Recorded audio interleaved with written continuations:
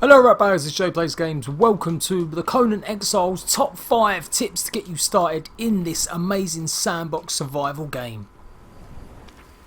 Tip 1. Get yourself away from the scrublands. You will always spawn in the southern area of this map. Conan is an extremely difficult game early on, especially if you're playing on an official server or a server that doesn't have boosted stats. So this whole area here is relatively safe compared to other parts of the map, but it is also scrub central. Just like Ark and other games, starting out in this area and making a base in this area could seem like the safe option, but you're better off risking it to get to the northern areas. As ever in most survival games, you need to gather resources, so as you're running along, tap the E button or the triangle button depending on what it is to gather stuff. You'll quickly gather enough materials that will get you on the fly and keep you alive while running north. It may take a few practices and it may take a few attempts to get through this harsh land, but the reward is well worth it. The reason being, there are massive deposits of iron and coal in the northern sections here. Here you can see we've got a piece of coal. You're going to need coal and you're going to need iron deposits as soon as you can. You get one piece of iron or so for every sort of 100 rocks you might smash. That's why you need to find these deposits somewhere up north. It will make the game so much quicker and easier if you can get up there. Pretty much all along this coastal area you will not find anything like that. You need to venture north or west. So after your first few attempts of maybe getting killed and trying to get north, you'll hopefully have gained enough experience that you can craft a bedroll. Bedrolls are temporary spawn points that you can place down, and if you die you'll respawn at that point. Get into the habit of having 4 or 5 bedrolls and use them as place markers. Just keep running north, placing them down as and when you can somewhere vaguely safe. Ooh. And make sure you click E on it so that it actually spawns your spawn point there. Then keep running. And hopefully you'll start looking out for the danger signs of other creatures, and you'll be able to place another one once you're in another safe spot. You may only go 100 or 200 yards each time you do this, but it is well worth it, I promise you. It is a high risk strategy and it's not always going to work. You are going to come a cropper sometimes, especially if you've not managed to get another bedroll down and save it if there are lots of bad guys around you. But honestly, I think this is well worth doing early on. Rather than make your base in the southern areas, try and get up this area here where you can get lots of resources easier. Once you make it through this band of the map here, it does become a little bit easier on this area. There are definitely big spots where there are no mobs or bad guys and you can start building a base. Just keep running and keep gathering stuff as you run, and just obviously avoid as many of the creatures as possible. There is something else you can do that will actually help you with this as well. So let's move on to tip 2. So at any time in the game you can reset your attributes. You get these through experience and they allow you to level up things so that you can increase your survival aspects, how much you can carry, how much stamina you have, how much accuracy, how much health, how much you can move quickly in armour, and how much strength or a melee attack you do. So early on, make sure you put lots and lots of points into grit and survival. If you're doing my high risk strategy of running to the centre of the map, if you put as many points into these as you can, you'll have more stamina to run away from mobs and bad guys, and you won't need to eat as much, or the food that you do eat you'll get more benefit out of. It's probably worth putting a few points into vitality as well, just to keep your health up so that you, in case you do get attacked suddenly, you have got a bit of health on you. For me, these are the 3 main attributes you want to level up in the early stages of the game. If you keep getting killed by just one crocodile or a couple of hyenas, it's not really the end of the world. You can just respawn, run back to your body, pick up your stuff, and hopefully if you've used my method you should be able to get back to your stuff very quickly. But even then, it might be worth not getting your stuff and just keep running towards the middle. Once you've got to somewhere that you're happy to start a base up, look at your stats again and reset them. Now this time you can be a bit more balanced, you can start putting stuff more into defending yourself a bit better, like strength.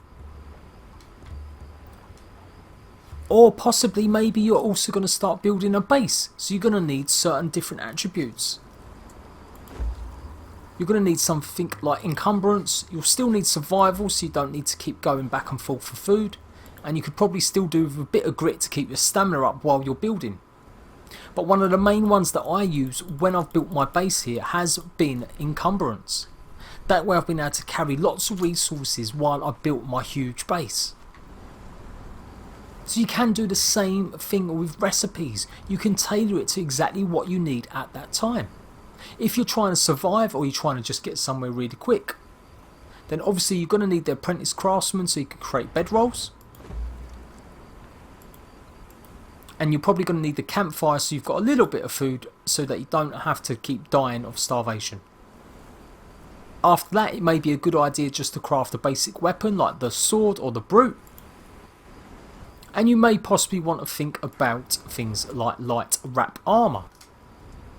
But again, when you're somewhere where you're safe and you're trying to build, you can focus on different things.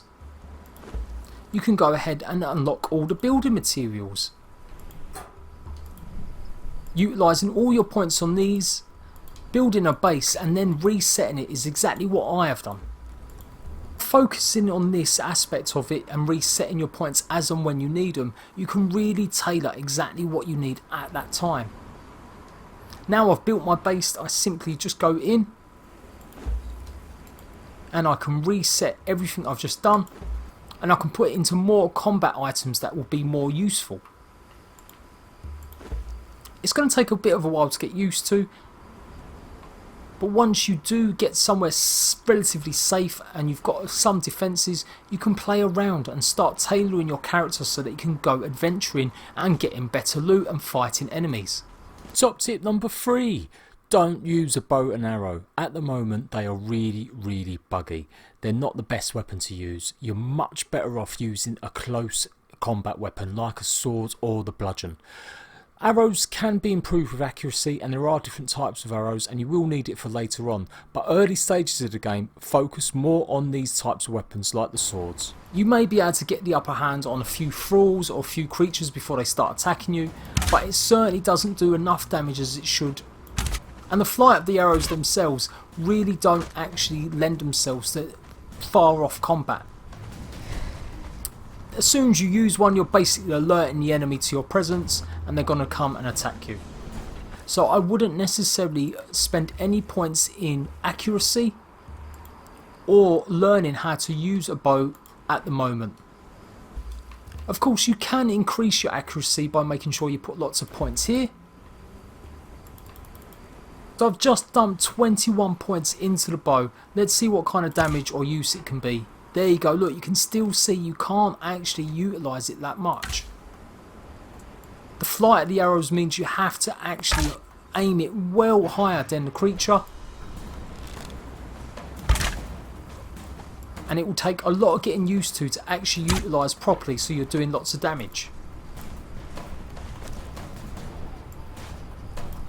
Not to mention that sometimes the bows and arrows are a little bit glitchy when putting them on.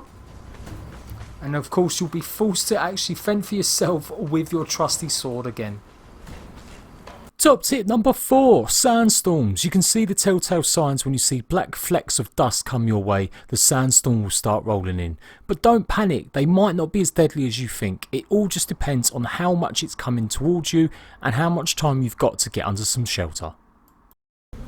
What you have to make sure you do is get inside shelter. The little shelter icon will pop up on the left hand side.